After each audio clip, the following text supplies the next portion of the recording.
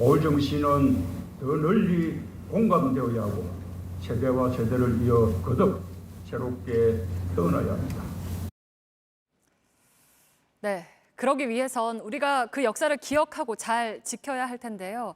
5월 정신의 기억이 담겨 있는 곳들 중에는 무관심 속에 방치되거나 이미 제 모습을 잃어버린 곳들이 있습니다. 관리 사각지대에 놓인 5.18 유적들을 돌아봤습니다. 오늘은 오선민 기자의 밀착 카메라입니다. 이곳은 광주 5.18 민주광장입니다. 이 분수대는 40년 전 모습을 간직하고 있는 몇 안 되는 유적 중 하나인데요. 민주화를 외쳤던 역사의 현장들은 지금 어떤 모습일까요? 밀착 카메라가 살펴보겠습니다.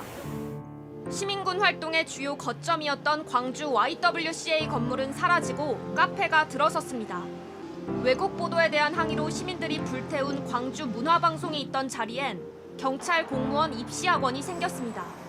서점 공간 자체는 6평이나 정도밖에 삥 둘러서 서가가 있고 열띤 시국 토론이 벌어졌던 녹두 서점도 없어진 지 오래입니다. 책도 많이 빼앗겨 버렸고 또 악명이 높게 되었고 또 계속해서 감시를 받고 있기 때문에 표지석은 각종 광고물과 잡동사니로 가려졌습니다.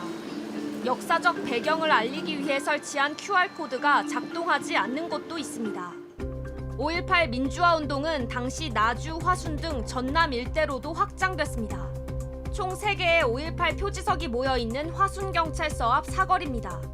화순까지 넘어온 시민군이 무기를 구하고 시위를 벌인 곳입니다. 얘기를 못 들어봤는데 나는 오늘 처음 들은 선생 말한 거. 이곳은 화순까지 넘어온 시위대에게 시민들이 빵과 주먹밥을 나눠줬던 장소입니다. 지금은 차들이 이렇게 빼곡히 서 있는 주차장이 됐는데요. 이곳이 5.18 유적임을 알리는 안내판과 시비 그리고 표지석은 이렇게 차 뒤에 숨어서 보이지 않습니다. 화순경찰서 표지석은 전봇대 뒤 좁은 골목에 방치돼 있습니다. 그마저도 비뚤게 설치해 시선이 닿지 않습니다. 저렇게 사이에 끼어 있으니 지나다니면서도 솔직히 보면은 유심히 보지 않는 이상 모르잖아요. 저희들도 보기가 안 좋다는 것은 다 인식을 하고 그것을 허가를 안 해주니까 저희들도 못 옮긴 상태였죠. 유적 입구부터 쓰레기장이 된 곳도 있고 잡초만 무성히 자란 곳도 있습니다. 주민들이 지역 방위군을 편성해 계엄군에 맞서 싸웠던 광주 태복마을입니다. 4년 전 마을 사업의 일환으로 5월 마을로 추진됐습니다. 태복 마을 사람들이 원청 사람들이 없어. 다 그냥 어디로 나가불고. 정부청에서 이제 태복 마을을 뭐 5월 말로 한다고 친다고 막 했었더니 뭐 갑자기 좀 시끄러져 불던데 또. 찾아오는 사람도 이곳을 기억하는 사람도 없습니다. 마을을 한참 둘러봤는데요. 5.18 광주 민주화 운동을 설명하는 역사관이나 볼거리는 따로 찾아볼 수 없었습니다. 대신 사람 손길이 닿지 않은 지 오래돼 보이는 이런 빈 집들만 남아 있습니다. 아름다운 5월 마을이란 이정표가 무색합니다. 엇갈린 의견이 나왔죠. 주민들 사이에서도. 이게 재산상 이익과는 관련이 없는 사업이기 때문에 자꾸 주민들을 만나고 그럴 필요성이 있을 것 같습니다. 고층 아파트들 사이 곳곳이 깨지고 녹슬어버린 3층 높이의 작은 아파트. 1970년 지어진 광주의 첫 연립주택인 광천 시민아파트입니다. 민주화 운동의 산실인 들불야학의 본거지이자 5.18의 참상을 고발했던 투사회보가 만들어진 곳입니다.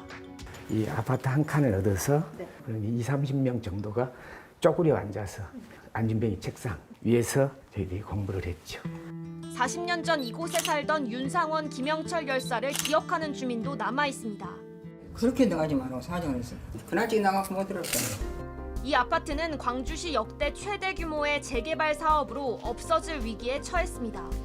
3개동 중 1개동을 남기는 방안이 검토되고 있지만 조합원들의 동의를 얻어야 합니다. 총회를 아직 못 올렸죠, 이 내용에 대해서.